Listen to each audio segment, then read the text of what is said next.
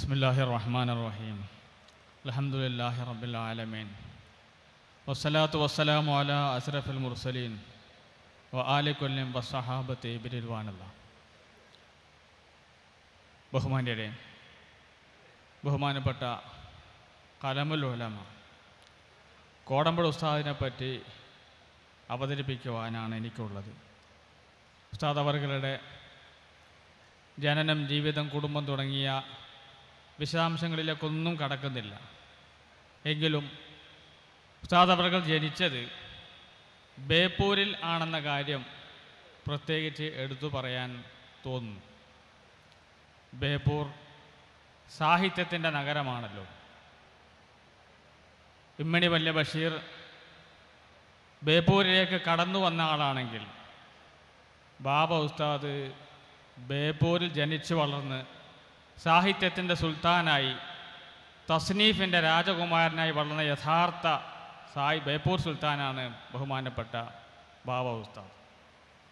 ഓരോ ദിവസവും സൂര്യൻ ഉദിക്കും പോലെ അതോടൊപ്പം തന്നെ ഉദിച്ച് വളർന്ന് നാടായ നാടുകളിലെല്ലാം, ഗ്രാമങ്ങളായ ഗ്രാമങ്ങളിലെല്ലാം വിജ്ഞാനത്തിൻ്റെ വെളിച്ചം നമ്മുടെ മദ്രസകളിലേക്കും കുട്ടികളിലേക്കും എത്തിക്കുന്ന ഒരു ജ്ഞാനത്തിൻ്റെ സൂര്യനാണ് ബഹുമാനപ്പെട്ട ബാബ ഉസ്താദ്. പലതരം രചനകൾ ഉസ്താദിൻ്റേതായിട്ടുണ്ട്. ഏറ്റവും പ്രധാനപ്പെട്ടത് മദ്രസ പാഠപുസ്തകങ്ങൾ തന്നെയാണ്. വേറെ ഒന്ന് കനപ്പെട്ട ഗ്രന്ഥങ്ങളാണ്, കിതാബുകളാണ്. വേറെ ഒന്ന് സാധാരണ പുസ്തകങ്ങളാണ്. മറ്റൊന്ന് ലേഖനങ്ങളാണ്. ഈ എല്ലാ സാഹിത്യ ശാഖകളിലേക്കും ഉസ്താദിൻ്റെ രചനകൾ വന്നിട്ടുണ്ട്. പ്രത്യേകമായി നമ്മൾ ശ്രദ്ധിക്കേണ്ടുന്നൊരു കാര്യം, ടെക്സ്റ്റ് ബുക്കുകൾ രചിക്കുക എന്ന് പറയുന്നത് സാധാരണ രചനയെപ്പോലെ എളുപ്പമുള്ള കാര്യമല്ല. കേരള സർക്കാരിൻ്റെയും അതുപോലെ NCERTയുടെയും എല്ലാം കീഴിൽ ഗ്രന്ഥരചന നടത്തുന്നതിന് മാസങ്ങളോളം എടുത്തുകൊണ്ട് ട്രെയിനിങ്ങും വർക്ക്ഷോപ്പും ഒക്കെ നൽകി അങ്ങനെയാണ് ടെക്സ്റ്റ് ബുക്കിൻ്റെ നിർമ്മാണം നടക്കുന്നത്. വളരെ പ്രധാനമായതിൽ ചില തിയറികളും മനഃശാസ്ത്ര സിദ്ധാന്തങ്ങളുമെല്ലാം കരിക്കുലത്തിൽ ചാലിച്ചുകൊണ്ട് വേണം രചന നടത്താൻ. ബഹുമാനപ്പെട്ട ബാബ ഉസ്താദ് മദ്രസ പാഠപുസ്തകം രചിക്കുന്നതിലേക്ക് വരുന്നതിനെക്കുറിച്ച് നമുക്കെല്ലാം അറിയുന്ന ഒരു ചരിത്രമുണ്ട്. സമസ്ത പുനഃസംഘടിപ്പിക്കപ്പെട്ടപ്പോൾ, വേറെ മദ്രസകൾ വന്നപ്പോൾ നമ്മുടെ തീരുമാനം നിലവിലുള്ള പുസ്തകങ്ങൾ തന്നെ അവിടെ പഠിപ്പിച്ചാൽ മതി എന്നായിരുന്നു. പക്ഷേ ദൗർഭാഗ്യവശാൽ നമ്മുടെ മദ്രസകളിലേക്ക് നിലവിലുള്ള പുസ്തകം തരില്ല എന്ന് ശഠിച്ചപ്പോൾ മുമ്പൊരിക്കൽ ശൈഖുനാ സുൽത്താനുൽ ഉലമ ഒരു സദസ്സിൽ പറയുണ്ടായി, അത് നമുക്ക് വലിയ ഭാഗ്യമായി മാറി. അങ്ങനെ അവർ തരാതിരുന്നത് കൊണ്ട് പുതിയ രൂപത്തിലുള്ള മനഃശാസ്ത്ര സിദ്ധാന്തങ്ങളെ വെച്ചുകൊണ്ട് ഏറ്റവും അപ്ഡേറ്റഡായ രൂപത്തിൽ പുസ്തകങ്ങൾ രചിക്കാൻ വേണ്ടി തീരുമാനിക്കുകയും അതിന് 10-15 പേരടങ്ങുന്നൊരു സമിതി ഏൽപ്പിക്കുകയും ചെയ്തു. ഒരു മാസം കൊടുത്തു.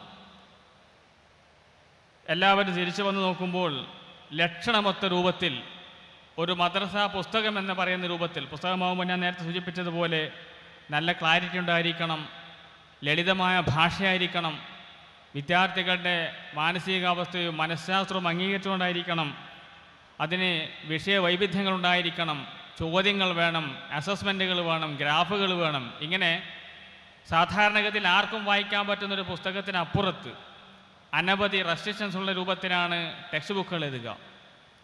അതിൻ്റെ എല്ലാ ലക്ഷണങ്ങളുമൊത്ത രൂപത്തിൽ ഒരു പരിശീലനവുമില്ലാതെ ബാബ ഉസ്താദ് ജന്മസിദ്ധമായ കഴിവ് കൊണ്ട് അത് എഴുതിയപ്പോൾ ശൈഖുനാ സുൽത്താനുൽ ഉലമ അത് വായിച്ചു നോക്കുകയും ഇനിയുള്ള എല്ലാ പുസ്തകങ്ങളും ബാബ മുസ്ലിയാർ എഴുതിയാൽ മതി എന്ന് പറഞ്ഞുകൊണ്ട് അംഗീകാരവും അനുമതിയും അനുഗ്രഹം കൊടുക്കുകയുണ്ടായി. തുടർന്ന് നമുക്കറിയാം, ഇന്ന് നമ്മുടെ മദ്രസയിൽ പഠിക്കുന്ന ഏകദേശം എല്ലാ പുസ്തകങ്ങളും ബഹുവന്യരായ ബാബ ഉസ്താദിൻ്റെ അനുഗ്രഹീത രചനകളാൽ വന്നതാണ്. എന്തൊരു വലിയ തൗഫീഖാണ്! ചരിത്രത്തിൽ സമാനതകളില്ലാത്തൊരു തൗഫീഖല്ലേ അത്! ഓരോ ദിവസവും 10,000-കണക്കിന് മദ്രസകളിലായി ലക്ഷക്കണക്കിന് വിദ്യാർത്ഥികൾ ഉസ്താദിൻ്റെ പുസ്തകങ്ങൾ വായിക്കുന്നു, പഠിക്കുന്നു എന്നുള്ളത് വളരെ വലിയൊരനുഗ്രഹമാണ്. അതുപോലെ തന്നെ കുറേ കാലങ്ങൾ, ഈ അടുത്ത കാലത്തായി വിദ്യാഭ്യാസ മനഃശാസ്ത്രം മാറി, കുട്ടികളുടെ സ്വഭാവം മാറി, ജനറേഷൻ്റെ താല്പര്യങ്ങൾ മാറിയപ്പോൾ എല്ലാ സ്ഥലങ്ങളിലും കരിക്കുലങ്ങളും മറ്റും പരിഷ്കരിക്കുമ്പോൾ നമ്മുടെ മദ്രസാ പുസ്തകങ്ങളും കാലോചിതമായി പരിഷ്കരിക്കണമെന്ന ആവശ്യം വന്നപ്പോൾ ഉസ്താദിൻ്റെ സമീപിച്ചപ്പോൾ ആ സമയത്ത് ഉസ്താദ് ലെവൽ മാറിയിട്ടുണ്ട്. മദ്രസ പുസ്തകമൊക്കെ വിട്ടുകൊണ്ട് വലിയ വലിയ ഗ്രന്ഥങ്ങൾ എഴുതുന്ന ലോകോത്തരമായ ഗ്രന്ഥങ്ങൾ, കിതാബുകൾ, തഫ്സീറുകൾ എന്ന തലത്തിലേക്ക് മാറിയപ്പോൾ ഉസ്താദിൻ്റെ അനുമതിയോടുകൂടി പുതിയ പുസ്തകങ്ങൾ ചെറിയ രൂപത്തിൽ മാറ്റുകയും അതെല്ലാം തന്നെ ഉസ്താദിനെ വായിച്ചു കൊടുത്തുകൊണ്ടാണ് പാസ്സാക്കിയതെന്ന് ബഹുമാനപ്പെട്ട professor A K Abdul Hameed sir പറയുന്നുണ്ട്. അങ്ങനെ വലിയൊരു വിജ്ഞാന ലോകത്തിൻ്റെ ആധാരശിലയായി വർത്തിക്കുവാൻ ഉസ്താദിന് കഴിഞ്ഞു എന്നുള്ളതാണ് ഏറ്റവും വലിയ സൗഭാഗ്യം. തഫ്സീറുകളും ഫിഖ്ഹിലും ചരിത്രത്തിലും തസൂഫിലും എന്നുവേണ്ട ഏകദേശം എല്ലാ ജ്ഞാനശാഖകളിലും ഉസ്താദിൻ്റെതായ രചന മുദ്ര അടയാളപ്പെടുത്തിയിട്ടുണ്ട്. നമുക്കെല്ലാം പലർക്കും എന്തെങ്കിലും എഴുതാൻ തോന്നും. ആദ്യം തോന്നുക ഹബീബ് മുത്ത റസൂലുള്ളാഹി സ്വല്ലല്ലാഹു തങ്ങളെ പറ്റിയൊരു പുസ്തകം എഴുതാനാണ്. എന്നാൽ ആ വിഷയത്തിൽ സയ്യിദുൽ ബശർ എന്ന പേരിൽ ബഹുമാനപ്പെട്ട ഉസ്താദ് പ്രൗഢമായ ഗ്രന്ഥം എഴുതി സമൂഹം അത് ഏറ്റെടുത്ത് പാഠ്യപുസ്തകമായി മാറ്റിക്കഴിഞ്ഞു. 2002 ഞാൻ ഉദുക്കിലെ ഇഹ്യാഉസ്സുന്നയിൽ പഠിക്കുന്ന സമയത്ത് ആ വർഷമാണ് ബഹറുൽ ഉലൂം ശൈഖുന വഫാത്താവുന്നത്. SSFൻ്റെ മലപ്പുറം ജില്ലാ സാഹിത്യോത്സവം തീരുമാനിച്ചത് ഇഹ്യാഉസ്സുന്നയിലായിരുന്നു. അതിൻ്റെ ഭാഗമായി ഒരു സാഹിത്യ അവാർഡ് പ്രഖ്യാപിച്ചു. ധാരാളം ഗ്രന്ഥങ്ങളും പുസ്തകങ്ങളുമൊക്കെ അവിടെ എത്തിച്ചേർന്നു. ഞാൻ ഓർക്കുന്നു അന്ന് ജൂറിമാർ വന്നത് 3 പേരും ഒന്നിച്ചല്ല. സാധാരണഗതിയിൽ ജൂറിമാർ ഒന്നിച്ചിരുന്ന് പുസ്തകങ്ങൾ വിഷയം ചെയ്തിട്ടാണല്ലോ തീരുമാനിക്കുക. 3 ജൂറിമാരും 3 വ്യത്യസ്ത സമയത്താണ് വന്നത്. ഒരാളും തന്നെ മറ്റൊരു അഭിപ്രായം പറയാനില്ലാത്ത രൂപത്തിൽ പറഞ്ഞത് അത് സയ്യിദുൽ ബശർ തന്നെ. ആർക്കും അതിൽ എതിരഭിപ്രായമില്ല. 3 പേരും പറഞ്ഞത് സയ്യിദുൽ ബശറിനായിരുന്നു. അങ്ങനെ ആ വർഷം ഉസ്താദിന് അവാർഡ് കിട്ടി. ഉസ്താദിൻ്റെ ചരിത്രം നോക്കുമ്പോൾ കാണാം ഏകദേശം 13ഓളം പ്രശസ്തമായ അവാർഡുകൾ ഉസ്താദിന് കിട്ടിയിട്ടുണ്ട്. ഇനി ഒരാൾ അതിന് ഏതായാലും മുത്തുനബിയുടെ പുസ്തകം സീറ ഉസ്താദ് എഴുതി കഴിഞ്ഞു. നമ്മൾ ആദനബിയെ പറ്റി എഴുതിയാലോ? ആദനബിയെ പറ്റിയുള്ള പുസ്തകവും അബുൽ ബശർ എന്ന പേരിൽ ഉസ്താദ് എഴുതിയിട്ടുണ്ട്. ഇബ്രാഹിം നബിയെ പറ്റിയുള്ള കിതാബ് എഴുതി കഴിഞ്ഞു. യൂസുഫ് നബിയെ പറ്റിയുള്ള പ്രത്യേകമായ ഗ്രന്ഥമുണ്ട്. ഷെയ്ഖ് ജിലാനിയെ പറ്റിയുള്ള ഗ്രന്ഥമുണ്ട്. ഇമാം ഷാഫിയെ പറ്റിയുള്ളതുണ്ട്. ഖദർ അലൈഹി സ്വലാത്തു വസ്സലാമിനെ പറ്റിയുണ്ട്. ഇബ്രാഹിം അദ്ദേഹങ്ങളെ പറ്റിയുണ്ട്. അങ്ങനെ അങ്ങ് തുടങ്ങി നമ്മൾ ഏതെങ്കിലും ഒരു മേഖലയിൽ എഴുതണമെന്ന് ഉദ്ദേശിക്കുന്നുണ്ടെങ്കിൽ ആ മേഖലയിലെല്ലാം വളരെയധികം അഗാധമായ രൂപത്തിലുള്ള ഗ്രന്ഥം ഉസ്താദ് എഴുതി കഴിഞ്ഞിട്ടുണ്ട്. നമുക്കറിയാം, ഈ അടുത്ത് ഏതാനും ആഴ്ചകൾക്ക് മുമ്പ് ഉസ്താദിൻ്റെ ഏറ്റവും വലിയ ഗ്രന്ഥാവലിയായ തൈസീറുൽ ഖുർആൻ ജലാലൈനിക്കുള്ള 30 വാള്യങ്ങളും ഒപ്പം ഒരു മുഖദ്ദിമ അടങ്ങുന്ന 31 വാള്യമുള്ള അതിബൃഹത്തായ രചന, ചരിത്രത്തിൽ കേരളീയ ചരിത്രത്തിൽ എവിടെയും സമാനതകളില്ലാത്ത രൂപത്തിലുള്ള പ്രൗഢമായ രചന ഉസ്താദ് അത് പൂർത്തിയാക്കി കഴിയുകയുണ്ടായി.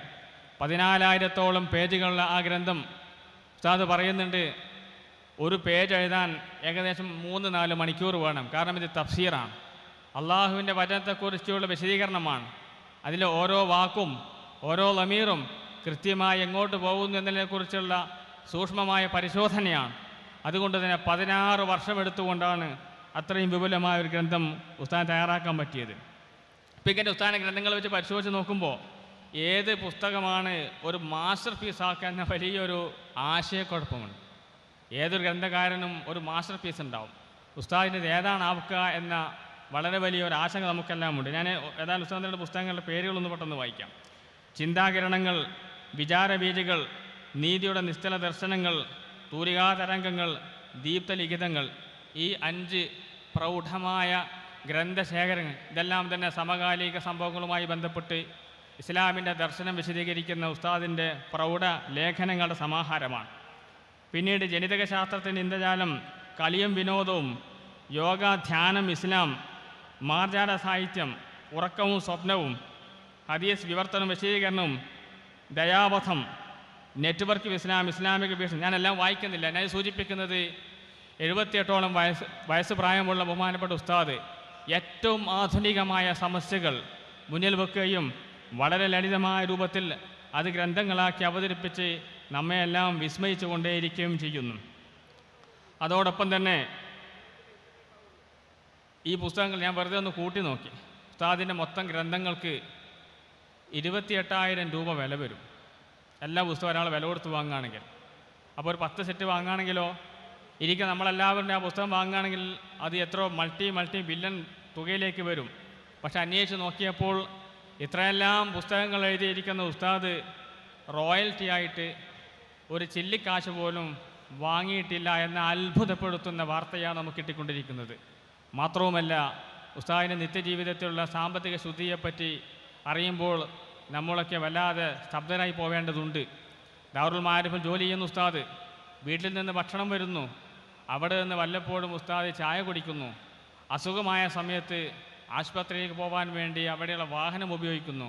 അതിൻ്റെ എല്ലാം കാശ് ഇത് ഇന്നതിന് വാങ്ങിയത്, ഇതിനാ ചായ കുടിച്ചത് എന്ന രൂപത്തിൽ ഏൽപ്പിക്കുകയും ഉസ്താദിൻ്റെ ഈ സാഹിത്യ സമ്പത്തിൻ്റെ എല്ലാ വരുമാനവും സ്ഥാപനത്തിൽ വെച്ചു കൊടുക്കുകയും ചെയ്യുന്ന രൂപത്തിൽ സാമ്പത്തിക ശുദ്ധിയോടുകൂടി ജീവിക്കുന്ന ഉസ്താദ് വളരെ വിനയത്തോടുകൂടി പഠനം, എഴുത്ത്, ദർസ് എന്നല്ലാതെ മറ്റു കാര്യങ്ങളിൽ നിന്നും സമയം ചെലവഴിക്കാതെ ജീവിച്ച് മാതൃകയെ നമുക്ക് കാണിച്ചു തരികയുണ്ടായി. ഞാൻ ധരിപ്പിക്കുന്നില്ല. എനിക്കൊരു സംശയം കൂടിയാൽ ഉസ്താദ് ഇത്രയെല്ലാം പുസ്തകം എഴുതിയ ഉസ്താദിന് തൻ്റെ പുസ്തകങ്ങളും ഗ്രന്ഥങ്ങളുമെല്ലാം ഒരിടത്തേക്ക് അട്ടിവെച്ചിട്ട് സ്വന്തം കൈകളെ കൊണ്ട് അത് ഒരിടത്ത് നിന്ന് മറ്റൊരിടത്തേക്ക് മാറ്റിവെക്കാൻ പറ്റാത്ത വിധം ഘനമുള്ള ഗാഢമായ ഗ്രന്ഥങ്ങളാണ് ഉസ്താദ് നമുക്ക് സമ്മാനിച്ചിരിക്കുന്നത്. നിർത്തുകയാണ്. ഉസ്താദിനെ കാണാൻ വേണ്ടി പോയാൽ അവിടെ എഴുതി വെച്ചിട്ടുണ്ടാവും, കുറച്ച് സംസാരിക്കുക, സമയം അമൂല്യമാണ് എനിക്കും നിങ്ങൾക്കും. അസ്സലാമു അലൈക്കും.